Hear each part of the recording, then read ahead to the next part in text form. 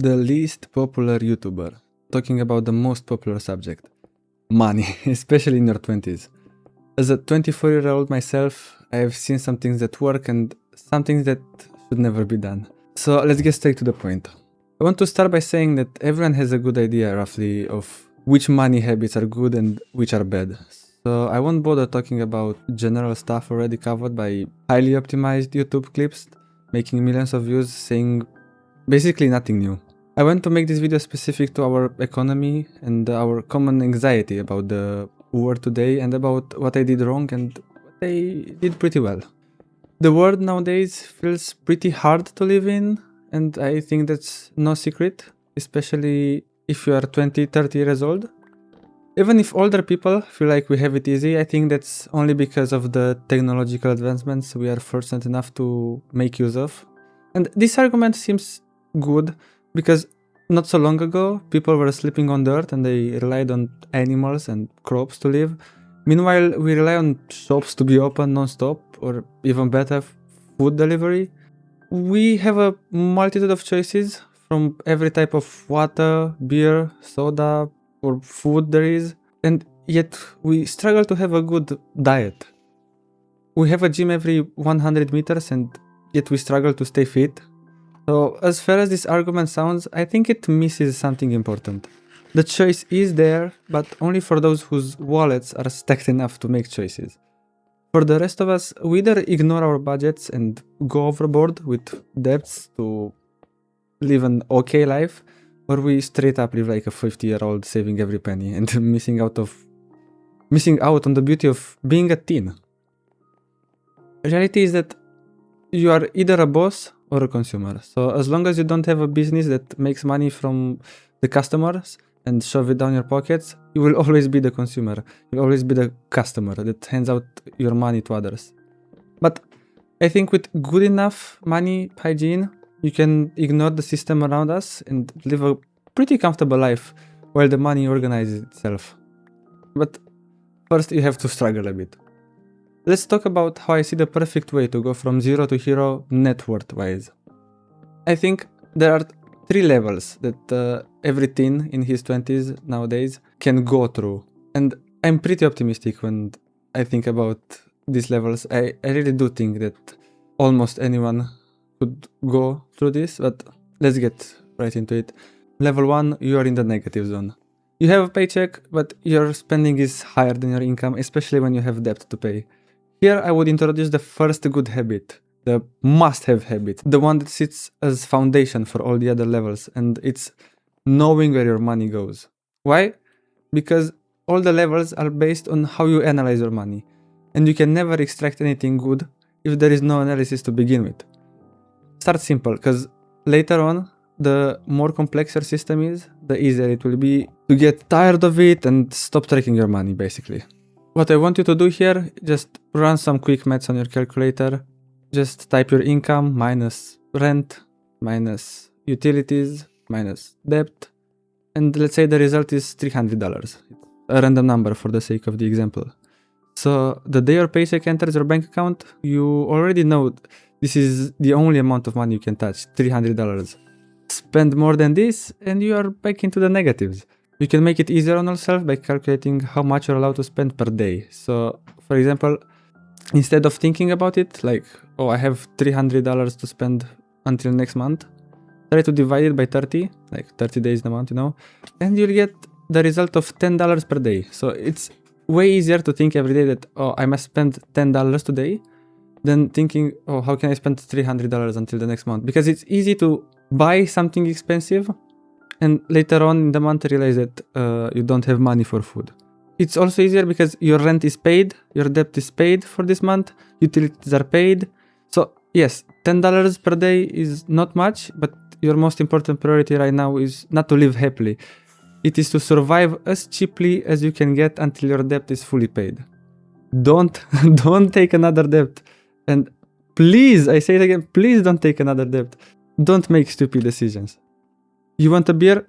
Cool, but you spent $12 today, so tomorrow you're allowed only 8 if you want to stay on track. You have to pay debt for 3 months? Good, then you live this life for 3 months until you are on zero. prioritizing rent, utilities, and debt as the things that must be paid, then food for your survival. You can give up smoking. I don't care. You don't have to give up smoking. Go smoke, as long as it helps you survive this life, and as long as you don't exceed your $300 limit until next month. So, trust me when I say it is doable. Been there, done that. I managed to cover my debt while smoking, while drinking beer, just by managing my money. Now, we get to level 2. You are on the base floor. You don't have debt anymore, but you don't save anything either. What you get is what you spend. Now, honestly, you can catch your breath. After a few months or even years of good decisions, lost party opportunities, lost hangouts with drunk friends, all for the sake of sleeping well tonight, you can catch your breath knowing no bank is after you anymore. You have the basics to not fall back into the trap again, as the only mistakes you can make are either taking a loan from the bank again or giving up on taking your money. Please don't take a loan from the bank again. Please don't give up on taking your money, because these are the things that helped you survive until now. So, should you stop here? Of course not. If you're fortunate enough to reach this stage, it means no emergencies appeared along your journey. This is good, but statistically, something bad is bound to happen. Something bad that requires money is bound to happen, especially during stressful times in your life. And, you paid your debt, you try to live off $10 per day. This is kind of the definition of a stressful time in your life. So, the best thing that can protect you from an unexpected emergency is savings. So, following the habit already created, track your money and try to fit your name into the list of people you have to pay every month. The formula becomes income minus rent minus... I keep saying minus. I think it's subtract in English? I don't really know.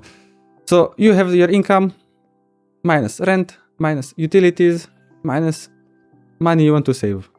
Now, every time you spend more than your daily limit, remember you're just stealing from your money, from yourself in the future. A version of yourself with an emergency so big that every penny counts.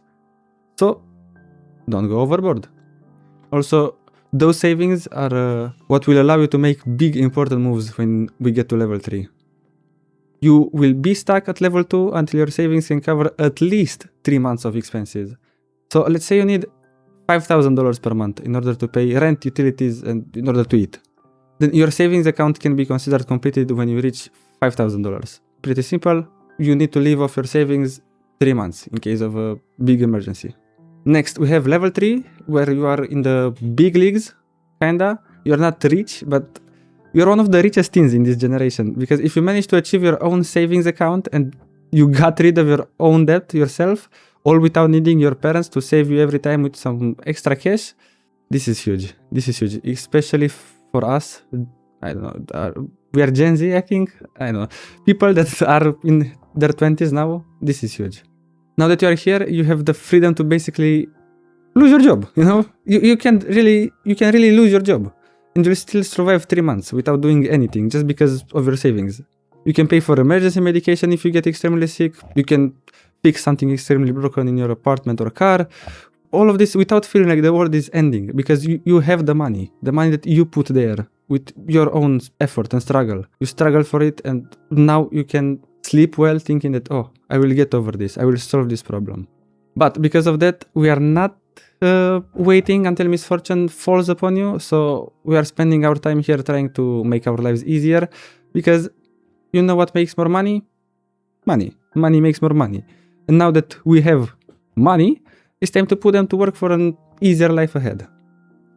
Here, I want you to focus on 2 things: better income and investing. Yeah, now I sound like a financial YouTuber, but trust me, this is true and this is easy. Once you reach level 3, this is like a no-brainer, as you have all the safety net in the world now to be able to switch jobs, the higher paying job, or you can even look into second incomes if your job is okay already. As for investing, I hope you didn't think that the extra money we have now is ours. No.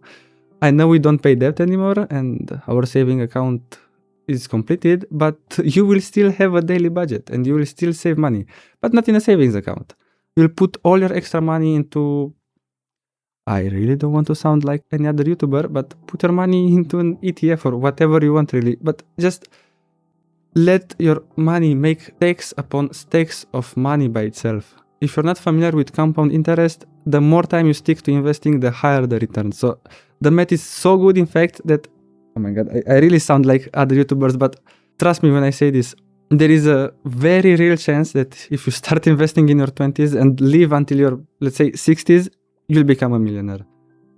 You don't want to focus now on something that has results only after 40 years, but after 40 years, you'll be the angriest person in the world, realizing you could have had a fortune, basically. Just remember, the golden rule is that every month you deposit the same amount of money and you invest them in the same thing. This is proven to beat any get-rich-quick scheme. Like, this is proven mathematically. I forgot to mention, only if you give it enough time. So, and now you have to wait 30-40 years and you have to invest every month, but it's for you, it's not for me. You invest for yourself, so do it for a better life. I mean, you got over level 1, you got over level 2. I mean, what stops you from getting over level 3? Like, this is almost the final level. There are other levels, I think, but they are not for me, so I'll not pretend that I can talk about them. I won't touch anything beyond level 3, as opening a business is way out of the scope of this video and way out of my league, honestly. And I think those 3 levels are a very realistic journey for a teen in our generation to go through, at least for the majority of us. That being said, if you have something to add or if you think I'm completely wrong, feel free to comment, as I have no views at the moment, so I'll be able to read any and everything. And help a brother out, subscribe, and take care of your finances.